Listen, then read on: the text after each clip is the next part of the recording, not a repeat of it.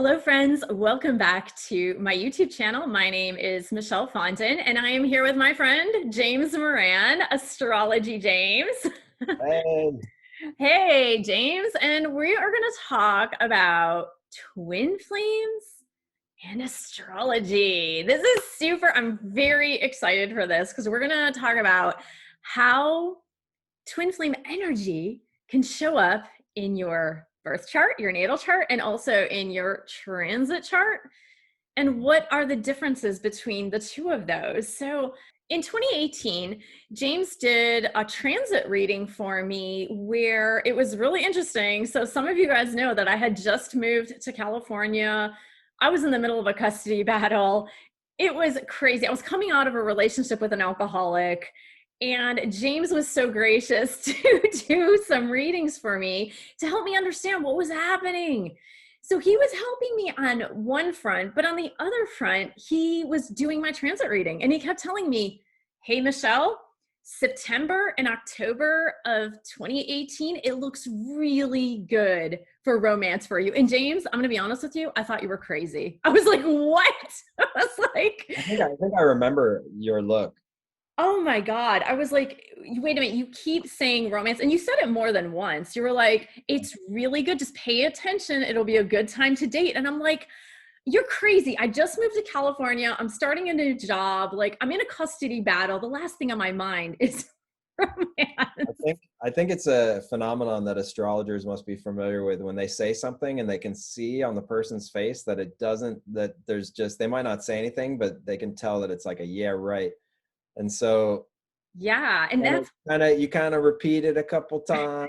I have not listened to that reading, but I'm telling you, you repeated it a few times. And I was like, so I think you said to me, just keep your mind open. That's all you said to me. Just keep your mind open. And lo and behold, September is when I met my twin flame. So you read it. You read it in the chart. You read that something was up there. Like something was going on that I needed to pay attention to romance. Mhm. So what would you see in a birth chart or a transit chart that might tell about twin flame or romance energy? Yeah, well, I'll begin with a caveat that I'm just like you're, well versed in twin flame and astrology is kind of a newer New. realm. Yeah. The twin flame is a newer realm for me. That being said, there's the astrological birth chart, which tells us a lot about, which is basically a map to the individual's life. So like when Yeah. I'm born, a snapshot of the sky, when I'm born, when I've started my unique life, that is the kind of like the portrait of my psyche, the map of my life. And then a transit chart is a way of looking at a certain window of time in one's life. So like, this year, now through the next year, or 2 years from now, or 5 years ago, or whatever, any And how window. long does a transit chart usually last? Like when you do, if you do a personal reading for someone, what are you typically reading 18 months out or a year out in a transit reading, or how far are Yeah, you usually? transit reading. We can pull up any transit chart. We could look at one for when you're 5 years old or one from last month. But a transit reading usually goes, I tend to judge it on how much is pertinent to that person's current state and Okay. also how much can they absorb. Because Yeah. if we start getting like 18 months out, it's like if you're talking about a lot of stuff, some people it's a bit much to absorb because it's almost like you got to build a calendar in your head Yeah. and plug it all in. It's Um, overwhelming. But I remember when you did my transit chart, you mhm, read up through 2020. Now, mm, the interesting piece that you said, which I remember, because I thought it was weird, but you said in 2020, well, you said it's going to start in 2019, but you said in 2020, your focus is going to be on the home and oh, redecorating your home, redoing the home. And that's exactly what I'm doing. But it's like, at the time, I thought it was a little weird. I was like, what? Because I think you had said, like, the home is going to become my new identity, meaning like my identity where I'm at in 2020 is going to be reflected in the home. mhm, So mhm. I just thought, how interesting that most of us are home throughout 2020. And I gave this reading in 2018. 2018. I just watched this funny Saturday Night Live clip in which they go to a psychic, and the psychic in 2019, and the psychic is giving them readings about 2020. Like, Yeah. you're not going to go to any restaurants. You're going to stay home the whole time. And they're like, what? What? But yeah, I Yeah. believe. Yeah. I mean, obviously you didn't foresee the pandemic through the I, astrology. well, I didn't foresee pandemic specifically, but we knew, we meaning astrologers, we've been Right. looking at 2020 for 10 years. I mean, for a long time. We always saw it on the You knew horizon. that something strange was happening in 2020. Big, yeah. Like we Okay. could see that. We're like, it was always with my colleagues and I, like, we look at different years. We're in 2017 or 15 or 14 or 12 or whatever. And we'd always kind of be seeing 2020 on the horizon. We'd be like, whoa, what's up with that? Like because we knew that it was going to be a time of great constriction, a big drama. We knew that borders are going to get closed and boundaries are going to be really set in place, but we didn't know necessarily. I'm not the one to try to make concrete predictions like it's going to be because of X. Yes. Right. I just don't do that much. But like, I was like, we were like, yeah, it's going to be a time when the borders are going to firm up but I didn't know that it was going to be like not just country border, but 6 foot between us border and Yeah, mass. it's crazy, right? Yeah. It's so incredibly, as we think about the astrological predictions, what astrologers were seeing, and then 2020, boy, oh boy, we just finished this presidential election that is, as of November 2020, still undecided. Let's go into more from the macrocosm to the microcosm. And I was just interested in knowing the map, the birth chart, the natal map that we see in an astrology reading. How important is birth time? Because I know some people might not know their birth time specifically. How much does that change things? Yeah, so the birth time is important if you're really looking for a kind of very predictive astrological reading, which is probably the majority of astrological readings, right? At least in India and probably a lot in the United States. Very predictive. Then you do want to know the exact birth time. I practice archetypal astrology, in which we don't need to know the exact birth time. If we know the exact birth time, great, because we'll get more information. But if we don't know the exact birth time, we still will see we'll still get a sense of the general map of the kind of spiritual growth of that person. What are the challenges? What are the strengths that want to come from those challenges? We can still get a sense of, transits, like what in general, what's the rhythm of the unfolding of the next year. And so, yeah, so I do readings without knowing birth time sometimes. So many astrologers do not. And does it matter, like, okay, let's say you're off by a minute or two. Can that sometimes make a huge difference, or most times it doesn't? Depends on how exact you're trying to get with your predictive stuff. Okay. So for me, it wouldn't make hardly any difference at all. For another astrologer that is trying to do some really concrete predictive stuff, it may matter. Okay. As you're going into like relationships and relationship readings, so let's discuss like first when you're doing individuals, and then we'll go into like how would you read two charts together as far as relationships go. So I'm interested in like how you can see twin flame energy in a birth chart. Yeah. So to get into twin flame, at least my understanding is we'd have to kind of back the lens out and get some context that when we look at the astrological birth chart, we're really looking at the sky. We're looking at the stars. And why are the stars reflective of one's psyche? There's a continuum of, like, for instance, in the culture of meditation, we close our eyes and we look inward to find answers. Right. So effectively, we're looking at the space within us. Yes. If we open our eyes and look at the space without us, the space outside us, there is a continuum there. So if we look deep enough into the space without us and deep enough into the space within us, we're seeing the same continuum reflecting each other. So if I look deep within, I can get in touch with deep, very foundational, deep, esoteric energies of my own psyche within. If I look deep into space, I can see those same energies reflected. And Right. so And in that's kind of like where people who are tuned into their psychic abilities, they're tuned in inward, right? They're tuned Yep, inward. exactly. It's And very and so I guess what you would see in a chart could very much reflect what I would see psychically in mhm. many ways. Yeah, and you can even see sometimes those psychic propensities or capabilities in an individual when you look at their birth chart.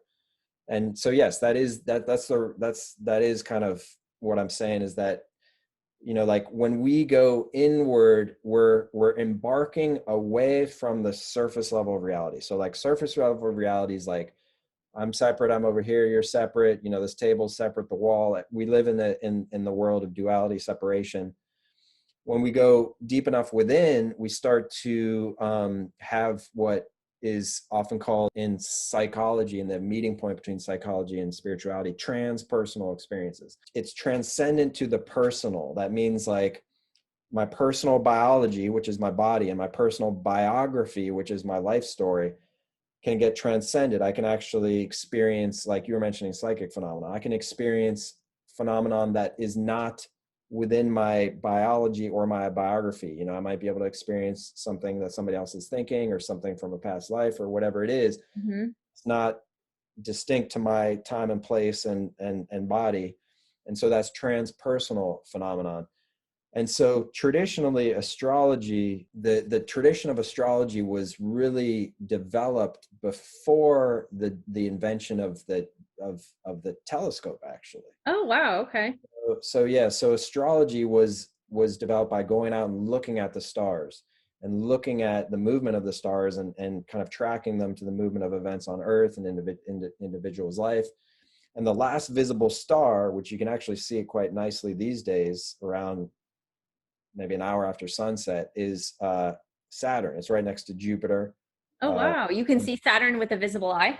yeah. So it's in 2020 they're together, bright Jupiter and Oh, a little that's more right. dim Saturn. Saturn is the last visible planet, and so in traditional astrology, that is the last planet that is used in Mm-hmm. Vedic astrology and traditional medieval astrology, Western astrology. And the practices tend to be more grounded in predicting mundane physical events, so like events that happen in my life that have to do with this realm of observable phenomenon, this realm of separation, and my physicality right here. And so the practice of astrology up to Saturn can be looking at those things. What happened with the development of the telescope is that we started to see deeper into space. We found Uranus, we found Neptune, we found Pluto. And what that reflects is, when we look deeper into space, we're looking deeper into ourselves. So those are called Oh, okay. So you're looking deeper into the psyche, pretty into much. the psyche. So those are called the transpersonal planets, because Oh, neat. Okay, I didn't know that. yeah, they reflect in the chart the transpersonal energies. So energies that are within our life that can't be described by this very kind of the physical laws of this kind of more mechanistic, materialistic realm of matter. And so transpersonal experiences, Neptune is associated with the transpersonal experiences that have to do with dissolving of boundaries. Oh, So okay. Yeah, that makes sense. very common in psychic phenomenon, the dissolving of boundaries of the mind, for instance, being So, able to like, hear. if you were to have, like, twin flames commonly have telepathic experiences with each other. Mhm. So, is something like that a dissolving of boundaries? Exactly. Yeah. So Neptune, if you looked at a birth chart, you would see that Neptune is what's called in aspect, which means in alignment to another planet in the chart. Like for instance, Sun, Moon, Mercury, Venus, just to name a few. And so each one of those would describe a different access point to the transpersonal, Mm-hmm. a different way of accessing that dissolving, unifying nature of Neptune. One might be actually hearing the other person's thought. Another might be experiencing the other person's emotions. Another might be feeling a sense of union of identity. Mm-hmm.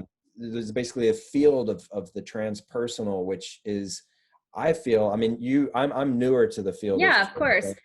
but it seems to me to fall into the realm of the transpersonal and particularly involving Neptune, also though potentially involving Pluto.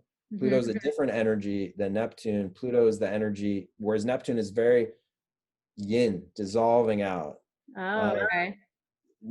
Pluto's more yang. It's powerfully volcanic, like volcanic, again, transpersonal. So it's of a force that is not, we're not used to tapping into in this mundane field. So it can be like powerful magnetism or powerful death rebirth experiences inside oneself, where one could feel, just go inward and feel these powerful forces, like almost like volcanoes or something Yeah. inside oneself, even though they're fine, there's no volcano here, Right. but within there's these elemental forces that are bigger than just our biographical Right. story. So where might you see that? Like, for let's just take one example or two examples maybe of like a twin flame experience that, for example, I'm a twin flame, and the experiences that I have experienced. And some people can attune this to like I think soulmate's a very common term, which I don't know if that would even show up in a chart either, with if somebody's your soulmate. But like, for example, when my twin flame and I met,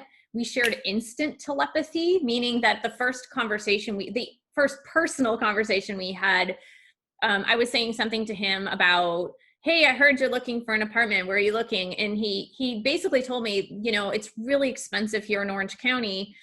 And I looked at him in the eyes, and I don't know why I said this. I don't know what made me say this, but I just looked at him and I said, well, maybe when you meet your wife and you get married, then you guys can buy a place together. And he just stopped and looked at me and he goes, oh my God, that was my exact thought in the shower this morning. And it was at that instant point that everything changed, because he recognized that I was reading his thought. I hadn't even had a conversation with him yet, And so it's like that kind of telepathy that you would share with somebody. But so, like, for example, something like that kind of telepathy, where might you be able to see that in a chart? The archetype of Neptune, especially even just the way that there was the mention of the shower and water. Oh, yeah. Neptune in the Greco-Roman mythology was the god of the ocean, and Neptune has this watery, dissolving, unifying. Water unites. Like we drop grains of salt in it, they become united into the solution. And we would look at it in a couple different ways, because if you look at a birth chart, then you're looking at an individual's life. Like you're just looking at one person. Right. So if I look at my birth chart, I'm just looking at my life's unfolding, and it could have aspects of Neptune to it, Pluto, Uranus, different things that describe my personal unfolding, my kind of mundane unfolding, but also the transpersonal side of life. Then there's something called Synastry chart. Well, actually, then there's something called a transit chart, which would be looking again at my own life, but looking at a window of time of my life to see like, oh, this type of quality of experience is more likely to happen during this window of time. Okay. So that's called a transit chart. Then there's something called Synastry chart. And a Synastry chart, what you do there is you take two people's birth charts, and you combine them, and you do an overlay on top of each other. And then that gives you a sense of interaction style between two people. So that can show, kind of describe interactions, qualities of interactions, interaction styles between two people, such as you described. Yeah. Though also it could be, you could do a Synastry chart with your mother and see like where you keep butting heads Oh, or something. yeah. That's a problem too. I didn't mean your mother specifically. Yeah, well, it hit home. So that can be, again, we talked, I believe in the first video, about how the birth chart is a map to understanding one's life and deciphering one's spiritual path. And a Synastry chart is like a map to understanding interactions. It can really be, like why like when I'm with this person, I feel super funny all the time. When I'm in this person, we're always talking in hushed tones, and like when I'm with this person, we're always butting heads. And when we get that bird's eye view, we back up, we can see it. It can help us navigate, because there's something in every relationship for us. Like there's something for our growth in every relationship, just depending on the context and the frame with which we understand it. That's what that can Now, provide. James, let me ask you a couple of questions about that. And then I'm really curious as to understand like the dynamics of like Mars and Venus and like Sun and Moon and Mhm. how reading that can make a difference or understanding interaction styles. First of all, what if, because this is a deal with a lot of twin flames, what if, for example, like I have my birth chart and my birth time, but I have my twin flame's birth date and birthplace, but not birth time? Would a synastry chart still work, or might it not be very exact?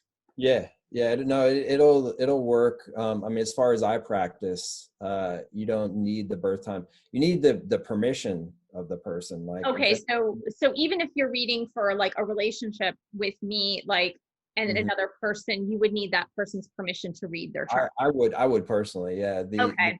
Even if it's like your brother or something like that, like you'd wanna have that person's permission just to kind of sanctify the space. Right. And you don't really, again, the way I practice, no, you don't need the time actually. Okay. I was just wondering because I know there are viewers out there that they really want their birth charts with their twin flame or with their soulmate read. And many of them don't know the exact birth time, depending on where they were born and if those times were even recorded. You can get a lot of information if as always, if you have the birth time, you get more information. Right. But if you Okay. don't have it, you're still going to get a lot of meat. You're still going to get a lot of insight. That's awesome. Okay, Mars and Venus. In the twin flame community, we talk a lot about polarity. So, of course, divine feminine energy, which is more Venus energy, right? And then divine masculine energy, which is Mars energy. Yeah. How do the dynamics of those planets in your chart, and like how does that affect the couple, the relationships, where it Sure. is in your chart? Would you want to just like touch on that a little bit? Yeah. So Mars and Venus, as well as the sun and the moon, those are yin and yang energies. So the sun and the moon is actually the fundamental yin and yang energies of everybody. That as seen through the astrological birth chart. That reflects, because the sun and the moon is in everybody's chart, and in all of us, there's a yin energy moon and a yang energy sun. Then when you go out a little bit from that core yin and yang, you have another layer of yin and yang, which is Venus is yin and Mars is yang. And for instance, if you look at a synastry chart and you see the sun and the moon in a harmonious angle, there tends to be a good, there's a magnetism between the sun and the moon. They like each other. That polarity, they're different. That polarity pulls them together. And so there's a sense of comfort, of just a way of like people fitting together like puzzle pieces, Yeah. And then when you have Mars and Venus, with the sun and the moon, it's a little bit more core to our identity. It's a little bit more like a sense of just a deep familiarity, comfortability there. When you get out to Mars and Venus, then you start talking about the pleasure principle, which is really Venus. And you start talking about the heart, actually, which is Venus, which is often signified by Venus.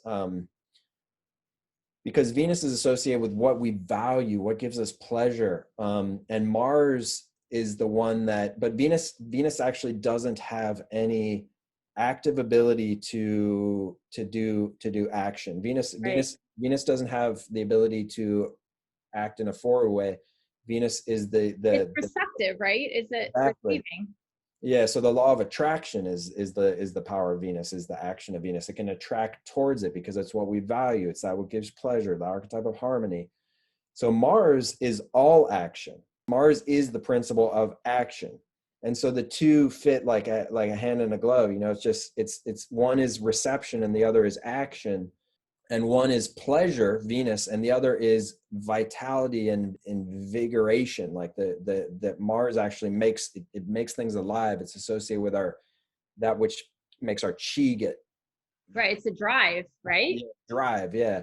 And so when you see that in a synastry chart, two charts together, you see Mars and Venus either in a soft aspect or in a hard aspect. That means alignment, hard or soft alignment. Soft would be like kind of like a flowing sensuality, attraction that kind of segues nice together. Hard or tense alignment would be more like the rip your clothes off kind of Yeah. like really intense like kind of thing where it's like, you see these kind of archetypal couples like in movies and stories where they're fighting and they're pushing each other, and then the next moment they're passionately embraced and Yeah. kissing. It's that type, It's that that tension. passion. Yeah. Yeah. Now, let me ask you a question. Yeah. What if in a romance chart or Mhm. synastry chart that you're reading a romantic relationship, what if, for example, you have let's say the suns are not in opposition, but they're kind of the same. They're in the same sign. For example, like for the feminine energy, the masculine energy, there is a polarity. Let's say their Mars and Venus are good, Mhm. but the sun or the moons are like in the same. They're not in opposition, or not, like you said, like fitting together like puzzle pieces. Does that mean a relationship can't work? Or does No, that just mean not at it's, all. so tell me a Every, little bit about the the challenging aspect. every relationship. I mean, first of all, any two people can have a synastry chart, and every relationship is going to have its challenging components to it. Mm-hmm. And it's just like a birth chart. In a birth chart, there's challenging components and there's easy components, and a synastry chart too. Challenging components, easy components. Honestly, sometimes it looks like the challenging components is what brings people together. Sometimes, just from this is my personal perspective, Yeah. because there's a sense there that our interior nature, I feel, our deep radar, soul radar inside us is towards growth. Mm-hmm. It wants us to grow and to come into a sense of spiritual blossoming and spiritual growth, and so it doesn't do that by just like holding hands on inner tubes down the stream like forever, though that can be a component of life. There's also a component that can call for like challenges, and so those can be seen in the synastry chart. And again, you have that bird's eye view, that Google map, so it kind of helps us to frame the challenge in a way that makes sense. And so yeah, so with the sun, I've seen the sun sometimes in tension with each other, like the Mm-hmm. one person's sun in tension with the other person's sun. But that tension actually helps it may help one, or actually both people, encourage the other person's life mission. Like they don't let them become lazy. Oh, If the sun is associated with our identity and our mission in the world, how we shine, the impact we make.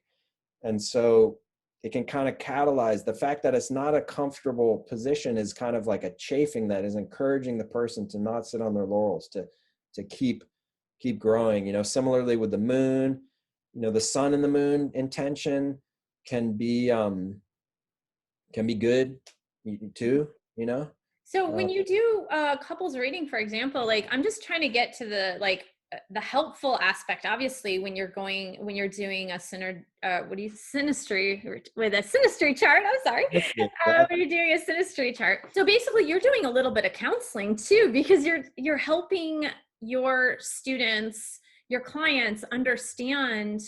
Look, this is where your challenges are. This is how you can work through it together, right? You kind of learn how to work through it and work with it. Yeah, it's great. It's great. and So and sometimes funny little things show up too, like you can see how one person always drives and the other person's always the passenger or something, and you can have a good laugh about it. And yeah, it's beautiful. that is awesome. And I always like to say about any relationship requires work, right? It doesn't matter if it's a twin flame, soulmate, regular old run of the mill relationship, all relationships require work. Hmm. Hmm.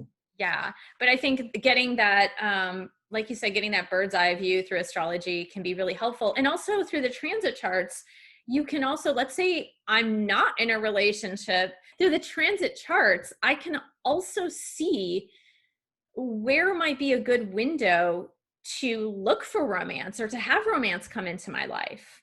Oh yeah. Yeah. And that, because there's favorable times and not so favorable times. Is that correct?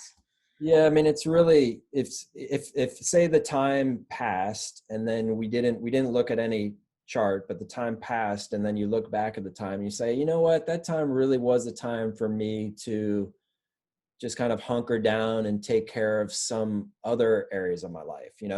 Oh, and then I look back at another time. Oh, that time really was a time for me to get out and start dating, And, so in retrospect, it's easy to see like, oh, that was my nature at that time. The transit chart allows us to see that ahead of time. So it Right. allows us to see that in terms of the rhythm of the unfolding of your year, let's say, or your 3 months. We can see the rhythm of the unfolding. We can also get a sense of the larger unfolding of where you are in your life's unfolding. Like one person might have just gotten out of a relationship and really be wanting another one. But if we look at where they are in their unfolding, we can see that there's other life is wanting them to focus on something else. And then other times, somebody's not expecting a relationship, not wanting it, maybe even sometimes. Like me in 2018, right? Yeah, you look at it and you're like, And it's funny because, and I think this is where, if you're a twin flame watching this, that it can be really useful for you, because I know the mantra of a lot of twin flames is, because the twin flame trajectory always comes with a separation period to work on yourself. And I know the mantra of the twin flame is usually like, I need to be back into reunion with my twin. And maybe in your chart, it's just showing that that period, or however long the transit's going, is a personal development period. So maybe it's not a period where you're supposed to be back into a relationship. Yeah, it's really invaluable to get these optics and this bird's eye view to see like, what period are you in, and why, really? Like, we don't have to beat ourselves up. We don't have to be so hard on ourselves. Like, we're part of a larger, beautiful orchestration that's happening. And our lives unfolding just fits just into that giant symphony. So we don't need to try to like change it and make the tune off. You know what I mean? Like, we can see clearly like where is it, what is it, what's the sense that we're making of it. In that way we can know like we're in harmony with ourselves, and we're in harmony with the larger the larger unfolding of the big arc of all life. And for me, that's spiritual. For me, that is taking my own personal life and seeing it as a spiritual journey. And for me, that's where astrology became the link from being on a spiritual path to having my entire life be a spiritual journey. And Yes. that's the topic of my upcoming webinar. Yeah. When is that webinar again? It's November 15th, 5:30 Eastern and 2:30 Western. That's Pacific time, right? 2:30 Pacific time. Okay. Yeah. And it's deciphering your unique spiritual path. How to decipher your unique spiritual path and make the most impact upon the world. I love that. That webinar is just, the title is so interesting to me, because like you just finished saying that many of us are on this spiritual mission, and most people look at a spiritual mission as having an end date, right? They're like, well, in about 18 months, I'll finish my spiritual journey and I'll be fixed. when in reality, it's like we're always learning and growing. It's like an ongoing thing. As long as you're breathing, you're always discovering something new. So I think that's pretty awesome. You can find James at jamesmoran.org, or you can email him at astrologyjames@gmail.com. And in the next video in this series, we were just speaking about accepting what is, right? And 2020 has been a year. So I think we're going to look at world transits for 2020 into 2021 in the next video. Great. Is that right? Yep. I want to find out, is 2021 going to get any better? Big shift. Yeah. Awesome. I'm so excited for that. Thank you so much for joining me, guys. Thank you for subscribing to my channel below. Click on that bell, scroll up to all for all notifications. And thank you for giving the video a thumbs up. Thank you for sharing this video with others, twin flames or not, just whoever's interested in learning more about their birth chart themselves, their life path. And thank you so much for supporting this channel. I'll see you guys in the next video. Bye.